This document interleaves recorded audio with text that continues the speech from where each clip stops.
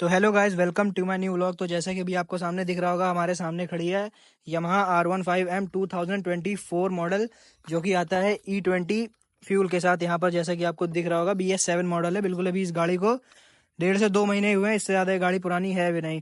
तो जैसा कि थंबनेल में देख के अभी आप लोग समझ ही गए होंगे कि अब हम किस बारे में बात करने वाले हैं। आज हम बात करने वाले हैं top 5 reasons to buy Yamaha R15M in 2024 कि मतलब ये जितने की अभी जो भी इसका ऑन रोड प्राइस है, उस प्राइस पे क्या ये आपको मतलब जितना आप पैसे दे रहे हैं उतना परफॉर्मेंस या फिर जो भी चीज़ें आपको दे रही है वो वर्थ है या नहीं है।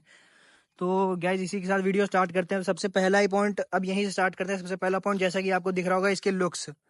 तो अगर भाई बात की जाए, 2,36,000 की ये गाड़ी ऑनलाइन ऑनलाइन बोल रहा हूँ, 2,36,000 की ऑन रोड पड़ती है। और उसके हिसाब से गाइस अगर इसके लुक्स की बात की जाए, जैसा इस बार इसको कलर दिया है और जैसे लुक्स दिए हैं, तो आप देखो कितने ज़्यादा खतरनाक। मैं इसकी एक बार आपको एलईडी जला के दिखाता हूँ DRLs इसके।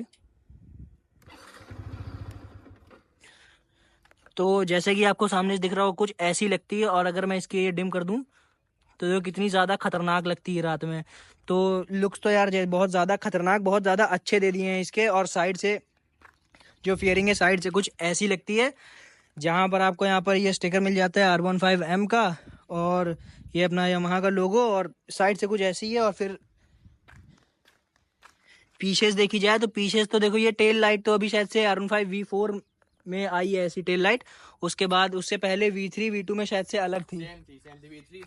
V3, अच्छा हाँ, ये जो टेल लाइट है रेड वाली, ये V3 से अभी तक की सेम है, V2 में अलग थी, है ना। और इस साइड से कुछ ये ऐसी लगती है ना। तो मतलब लुक्स के मामले को देखो, Yamaha ने बहुत ज़्यादा काम किया है। तो गाड़ी में लुक्स में तो देखो कोई कमी नहीं है। तो गाइस बात करते हैं अब सेकंड पॉइंट की, जो कि आपको यहाँ मैं दिखा दूँ। यहाँ लिखा दिख रहा होगा ये क्विक शिफ्टर।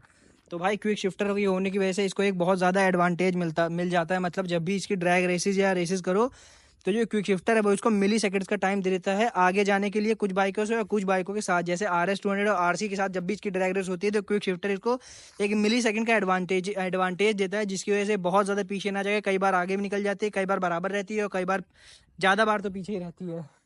तो गाइस अब बात करते हैं इसके सबसे बड़े अपग्रेड की, जो कि है इसका मीटर, है ना।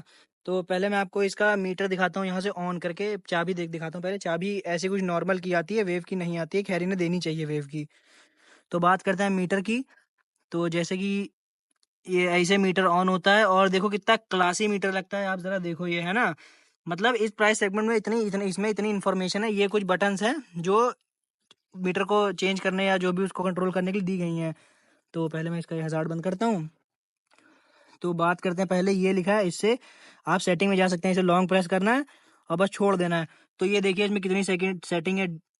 ये डिस्प्ले सेटिंग, दिख नहीं रहा सही से, लैप टाइम, ये टीसीएस के बाद ये सिस्टम सेटिंग के बाद यहाँ पर शिफ्टर इंडिकेटर, उसके बाद बैक जाके और बहुत सारी चीजें हैं ना।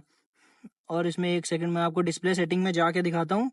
डिस्प्ले सेटिंग में जाके ब्राइटनेस आप कंट्रोल कर सकते हैं, डिस्प्ले का कलर आप ब्लैक एंड व्हाइट कुछ भी रख सकते हैं, वॉलपेपर आप चेंज कर सकते हैं, डिस्प्ले मीटर मोड वगैरह। मतलब बहुत सारी चीजें इस प्राइस सेगमेंट में। अगर आपको कोई इतनी सारी चीजें दे रही है, तो फिर वो एक ही गाड़ी है, वो है अपनी Yamaha R15M। और कोई गाड़ी इस प्राइस सेगमेंट में नहीं दे सकती, ना दे रही है ना। तो गाइस बात करते हैं अब इसके चौथे पॉइंट के बारे में, जो है इसका रिलायबल इंजन। भाई ये इंजन प्रोड्यूस करता है 18 की BHP और 14 न्यूटन मीटर का टॉर्क। तो भाई ये जो स्पेसिफिकेशन है इंजन के, ये तो सिर्फ भाई ऑन पेपर रहते हैं। ऑन ग्राउंड अगर आप ऑन रोड देखें इसकी परफॉर्मेंस, तो भाई ये गाड़ी 200 सीसी से 250 सीसी को कम्पीट करती है, और बहुत अच्छे से कम्पीट करती है। ऐसा नहीं है कि बिल्कुल पीछे ही रह जाती है। तो भाई जो स्पेसिफिकेशन है वो तो ऑन पेपर है। और रही बात इसकी रिलायबिलिटी की, तो भाई यमहा जैसे रिलायबल इंजन आपको भाई और कोई नहीं दे सकता है। आप ये गाड़ी जैसे अभी 2 महीने पहले निकली है, ये गाड़ी टेस्ट कर लो चला के, और 50,000 किलोमीटर जो गाड़ी चल गई हो उसे चला लो यमहा। इसमें और उसमें आपको इतना भी फर्क नहीं दिखेगा। इतना रिलायबल इंजन है, इतना स्मूथ चलता है भाई। ऐसा इंजन मतलब चाहे आप जितना घिसो, आप जितनी गंदी गाड़ी चला सकते हो उतनी गंदी चलाओ, ना इंजन में कोई दिक्कत आएगी, ना इसकी क्लच प्लेटें जल्दी दिक्कत देंगी, कुछ दिक्कत नहीं देंगी। मतलब टोटल मिला के इसका इंजन बहुत ज़्यादा अच्छा है ना। तो अब बात करते हैं फिफ्थ पॉइंट की।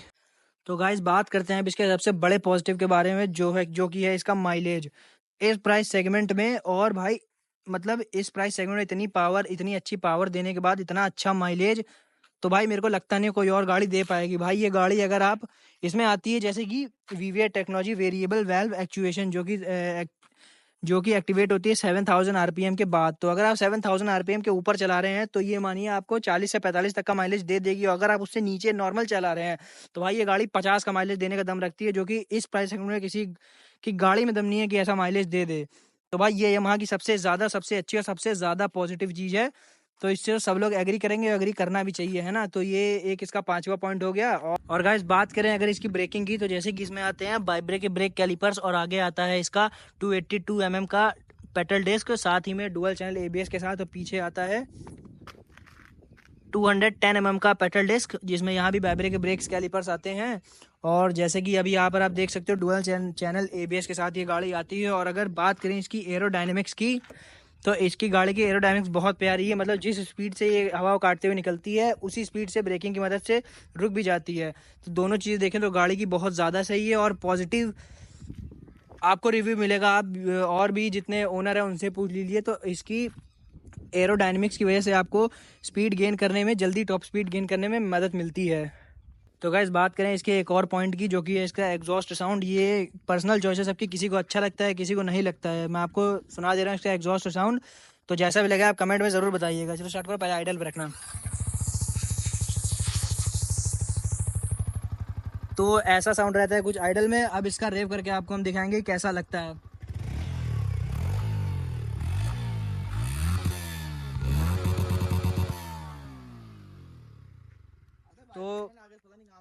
तो गाइज ऐसा लगता है इसका एग्जॉस्ट साउंड। तो और कमेंट में ज़रूर बताइएगा आपको इसका एग्जॉस्ट साउंड अच्छा लगा या नहीं लगा।